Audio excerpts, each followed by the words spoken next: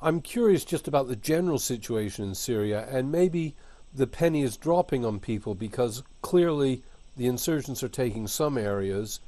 The Syrian government is holding on to areas and gaining the upper hand, I hear. But there must be like a change of viewpoint about what solutions are possible. Like there must be some reality on the ground taking place. Well, I don't know if it's changing or if it's something that's been planned all along as a possibility, but what the seems to be happening is that there's some kind of talk of splitting Syria up in two, as they did to Sudan, as they did to North Korea, as they tried to do in Iraq. And we're only having limited success with that.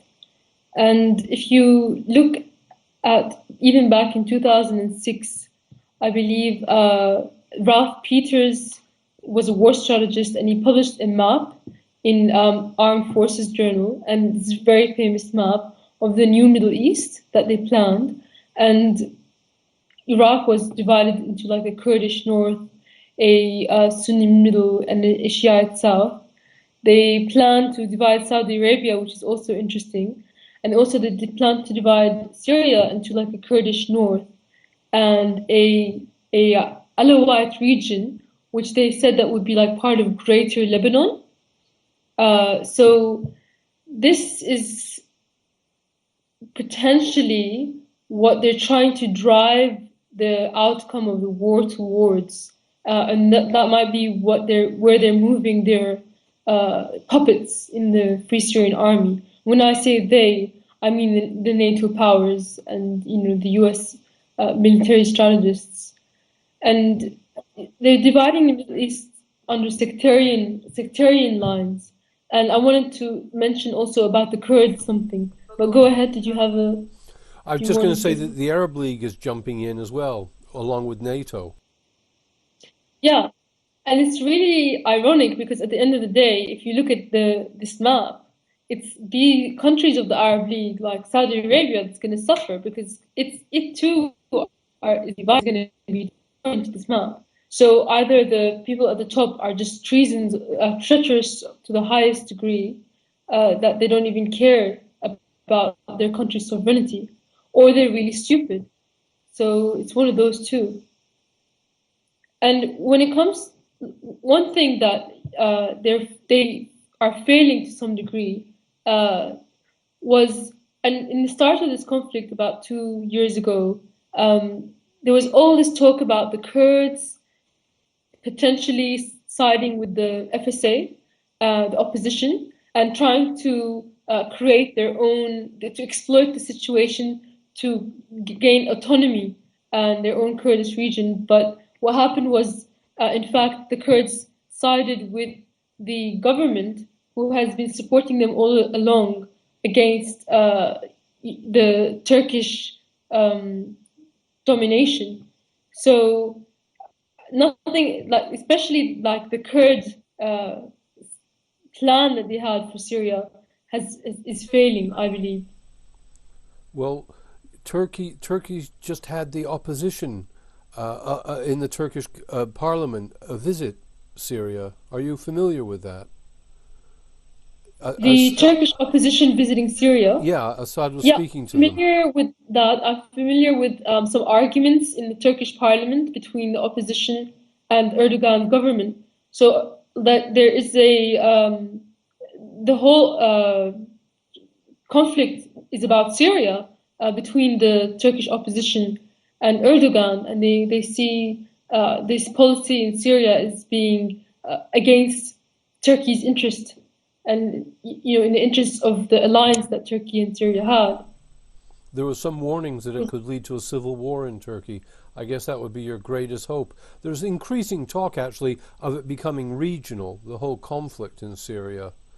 In fact, some Syrian soldiers just died with Iraqi soldiers. You must have heard of that. Yeah, it's really ironic that this happened, and the people who claimed it were the if you recall, the Islamic State in Iraq, which was supposed to be a faction of Al-Qaeda. And this is what the Americans at the time said was their greatest enemy in Iraq. But what we all knew at the time was a puppet organization, and the Iraqi resistance would fight them. So it was a force that was undermining the resistance in Iraq and now undermining the resistance in Syria. But this whole thing is kind of turned around in one sense, that the Iraqi army, which was a force set up by the Americans, which was also infiltrated heavily by the resistance, of course, is now acting against U.S. interests. So that's really interesting. And again, it's also supporting the Syrian government. Assad's forces, the Iraqi military, is supporting Assad's forces. Yeah, and that's because of the Iranian influence. If you recall, when we first had our first interview, we talked about how Iran out-influenced the US in Iraq and eventually played the game that... sorry.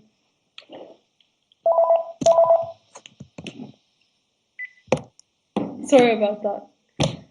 Yes. Finally, refugees from the Yarmouk camp in Damascus, Palestinian refugees, have gone to Lebanon, and now there's fighting in Ein Helway refugee camp. So the fighting is spilling over the borders, is what I'm trying to say. Yeah, and it's been like a long time coming, I think. And eventually, it's also spilling over the border between Syria and Israel. And one thing about the UN monitors, it's for in the media, the crisis where the FSA took the UN monitors was really bad for the Americans because it portrayed the opposition as a lawless gang of terrorists. On the other hand, for Israel, it's providing them a way to land grab more land from Syria, because some of the UN monitors are now leaving their posts and marching into the Golan Heights, the occupied Golan Heights, and perhaps the UN mission in the Golan Heights will be terminated. There's been talk of that, and that leaves things wide open for Israel to take the opportunity of Syria's weakness that it created to grab more land. And you can see that they've been antagonizing Syria by saying that they're going to build a wall around the Golan Heights, which everyone agrees is Syrian land and is internationally recognized as Syrian land. And also they're talking about pumping oil out of the Golan Heights, which is illegal under international law and the Geneva Conventions, again, to steal the resources of the land you occupy. But this is all happening at the same time as Israel striking out at Syria, and it just seems like it is going to be, a conflict that's not going to stay within Syria's borders. Already there's clashes between militiamen in Lebanon, and I know you have a lot of Lebanese guests that come on and do much more justice to this topic than I would. So all I know is the same kind of factions in Syria are also existing in Lebanon, and you have the Future Movement, which is run by Succor, which are basically the same as the FSA, because where are the FSA getting its arms? I mean, the hackers in the Syrian Electronic Army released all of these leaked documents from the Saudi Ministry of Information, the Saudi Foreign Ministry, and it showed in those documents discussions between a Turkish man and someone in the opposition, talking about how a politician in Lebanon who is linked to Hariri, Succor, was getting the money and the arms from Saudi Arabia and giving them to the FSA. So he was acting as a point of transfer. But the complaint in the document was made that he was taking 30% profit from the 100% that he was given. So those forces in Lebanon, the Zionist-controlled forces under Hariri, are part of the global game, really. Yeah, they gave a lot of publicity recently to the FSA being supplied with weapons through Croatia. But I kind of think in a conspiracy sense, maybe it was just a red herring to stop us looking at where the weapons are really coming from. I don't know if, I didn't see this Croatia thing, yeah. but is it because I'm sure there's some black market gun runners from all over the world, but who is where the money is and where the guns are flowing? I think you'd look at Lebanon and Turkey. That would be the number one thing. Well, Syrian girl, that's probably enough, unless you have more suggestions.